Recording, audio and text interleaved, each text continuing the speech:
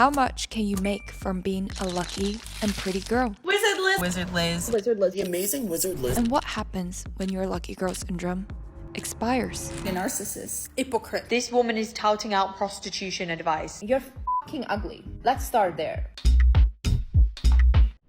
This little closed mouth grin. And look, he knows it too.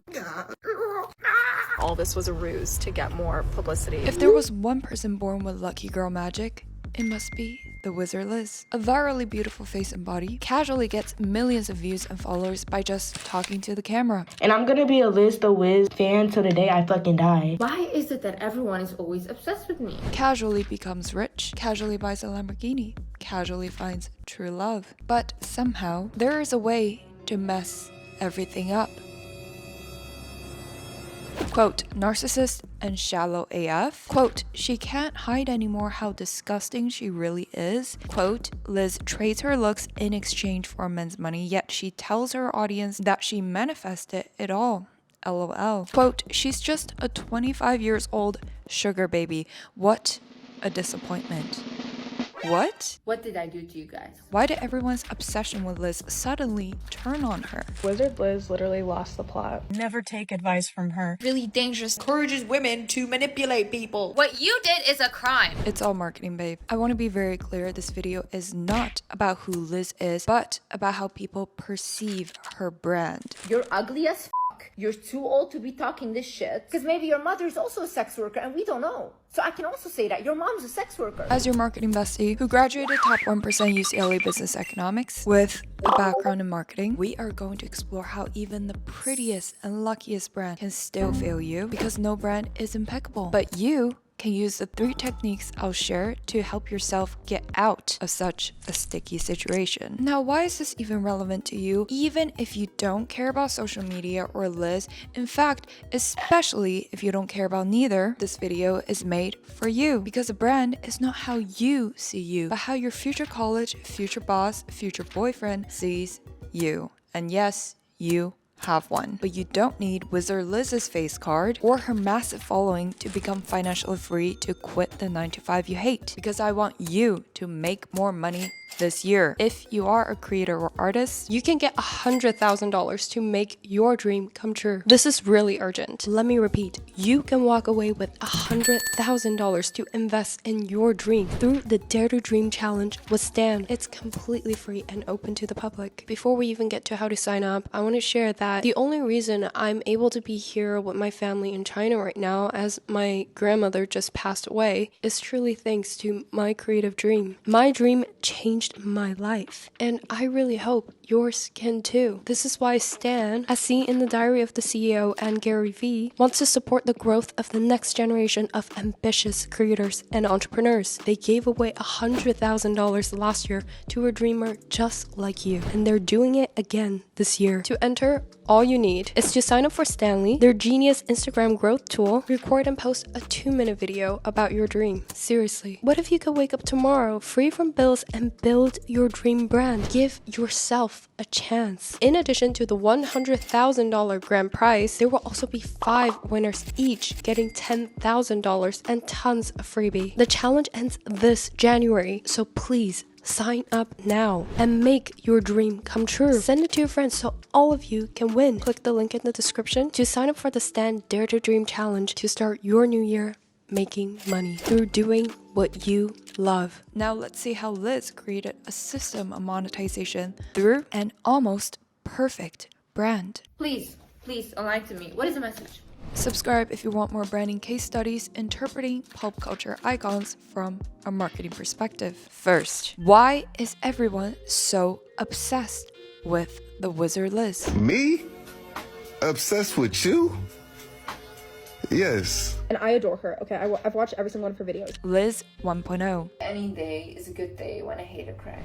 In the era where every video on YouTube seems to have a $50K production budget and is becoming overly Mr. Beastified and masculine, a beautiful girl began uploading iPhone shot, barely edited talking videos and became a mega view wizard from the start. Now, self-help or feminine self-help is nothing new, but what was the magic that grew a brand new account to multi-million in the blink of an eye? Watch carefully because each will actually bite the brand back. I don't need to bring anything else than my presence, my personality, who I am, and my beauty. I sit there and that's good enough. Branding win number 1.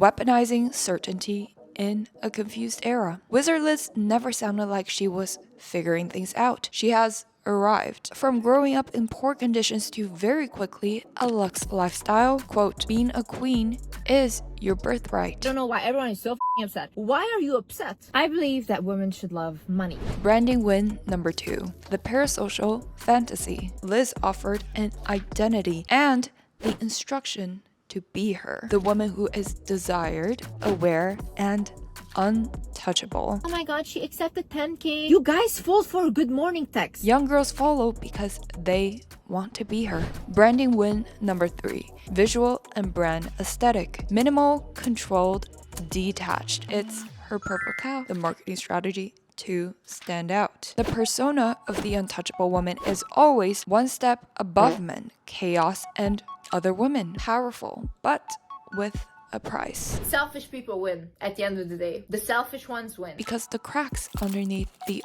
almost perfect brand have been slowly expanding. It just takes one pressure point to shatter. Because maybe your mother's also a sex worker and we don't know. So I can also say that your mom's a sex worker. Liz 2.0. It honestly just pains me so much that the Wizard Liz let a man destroy and crumble the empire she's been building for years. The amazing Wizard Liz announced that her fiance Landon created a fake Snapchat, met up with a girl, and cheated on her. But not only did he cheat on Liz, she's 4 months pregnant with his baby. The moment Liz got cheated on, it seemed like the whole world turned on her. But actually, no one turned on her. She built her brand on a ticking time bomb. One that's been building and building up resentment. And this and that, but I'm still gonna cry. Which reminds me a lot of the branding dilemma of Jennie Kim and Kendall Jenner. So how did the Wizard Liz suddenly become unlikable? That's why this whole divine feminine high value woman shit is bullshit. First, superiority complex. That she is more special than the rest of us and that she is the exception. High value became superiority. You people settle for like anything, please. That is so embarrassing. Wizard Liz didn't fall because her advice was quote unquote wrong. Honey. Do not show those emotions. She's cornered because her pedestal brand had no room left for change or empathy. Too perfect to relate to, but perfection needs distance. Perfection creates distance. You are defined by your beauty. You always have to live up to that image. This leads to two outcomes. On one hand, her followers worship her from afar to be young, rich, beautiful, and having figured life out so early. But on another, and this is the very dark truth about human psychology, people don't like others who make them feel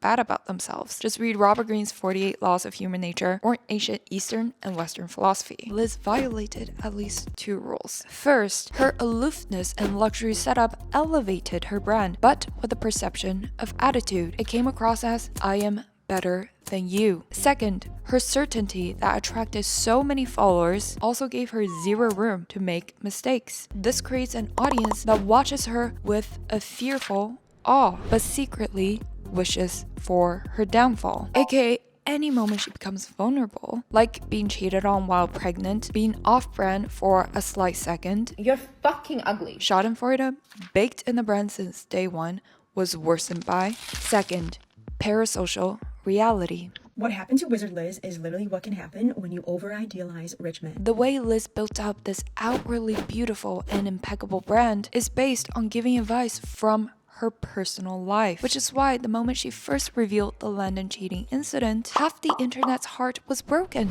I couldn't sleep last night because the story just doesn't make sense to me. I'm convinced that all men cheat at this point. A mistake is something that you can fix. What you did is a crime. Literally, almost every girl shared her pain. Every day, a goddess takes a man who looks like a foot and makes him extraordinary with her magic. And her fans especially felt infuriated, as if they had been personally betrayed by Landon, her cheating fiance. It also raised Liz to an even higher moral superiority, someone who decided to sell her $100,000 ring to donate to single mothers. But oh wait, she didn't sell her ring. And wait, she's smiling and having dinner with the cheating man. They're at dinner together. That's already something. And look how she's looking at bro. Look how she's looking at bro. Okay, look, I'll tell you this. I'm the expert on this. Okay, if they're looking at you like this, trust me, you're in. Okay, this little closed mouth grin. And look, he knows it too, bro. Look, he's looking back. He's like, yeah, I got you. Seriously, let's go back and forth. Stop accepting the bare minimum. First of all, this is her life. She does not owe anybody details or explanations. She does not need to leave a man. The wizard Liz and Landon are still together. What the hell is going on? Why is Liz still defending Landon? Or sell her reign, or explain why she can't sell the reign, or share any of this publicly. But as the guru of self-love, confidence, boundaries, publicly announcing the breakup in a very determined tone, quote, "How the fuck do you stalk my content for years and not think I'm going to leave if you cheat, you dumbass?" Then very quickly allegedly seen smiling and being affectionate with the guy who cheated and disrespect to her. So this was Liz's story today. Now in the same day Landon posted this story, but zoom in and you'll see the Dorchester spot. The Dorchester, the corridor in London. Looks awfully familiar, doesn't it? With speculations of her staying for money, which could be just co-parenting. Even though she's just living her personal life, because her life is her brand, and her brand is "You cannot afford to lose yourself." This felt like a slap in the face to the girls. She ain't practicing what she preached to you. They could have just fooled all of us, and all this was a ruse to get more publicity, more attention. And this resentment became the fuel for the final branding blow. Third, the horn effect. They sell courses and a lifestyle, and you watch all their videos and everything like that. You pay for their lifestyle. As the perfect woman image begins to shatter, so does the perception of Liz as the goddess of confidence, self-love, and empowerment. Everything quickly shifted to interpreting her actions as money-hungry, self-centered narcissism. What I did to become more selfish. Do I look good? Yes. We're not gonna act like that's not true. And on top of that, I want my man to have money. But mind you, her content did not change. Not long before, quote, "This lady is bilingual. She speaks English and the truth." How is it that all of a sudden, all her messages went from inspirational to quote unquote toxic, narcissistic, materialistic? It's all branding bias. I told y'all. Pretty privilege can turn the most basic words into gospel through the halo effect. Vice versa, the horn effect can erode the wisest words into a lie, a brag, narcissism. I don't know Liz personally, but I don't think she has any malicious intentions. She's neither the god preached by everyone nor a narcissistic demon. So what are the branding SOS in this situation? Similar to Jenny and Kendall, Wizard Liz's brand does not sell warmth. Even though she does not need to all of a sudden begin vulnerable core or overshare, the first immediate priority is descend the pedestal without falling off of it. How? With clarifying the narrative. Acknowledge limits of her philosophy. Name what it doesn't protect you from. Clarify where the certainty ends, which is tied with second, replace absolutes with ranges. Absolutism is liability. It leaves no room for change, which includes mistakes, but also growth, a lesson I had to learn too. Instead of, quote, high value women never, if you're healed, you wouldn't, reframe to, in my experience, this worked for me until it didn't. This preserves authority while removing moral judgment, but all of which would be useless without. Third, separate identity from instruction. Being the proof can make you the idol, but also the punching bag. Chances are, inevitably, you will be both. A practical move is to shift the brand from be me to use this. The parasocial pressure dissolves. But overall, Liz did create a really powerful brand that brought abundance to her life and hopefully can help bring more abundance to millions of young women. If you also want to make more money on social media in 2026, take advantage of the free Dare to Dream Challenge by Stan for the chance to win $100,000 to start your dream brand. Invest in your future. Link in the description with free email list and all resources. If you love the dive on the Wizard list through a branding perspective, follow the pod for more, give it a 5-star review. This is your marketing bestie, Zoe Unlimited. Episodes are available on all podcast networks, Apple, Spotify, YouTube, and if you like this episode, I know you'll like these other two I made just for you.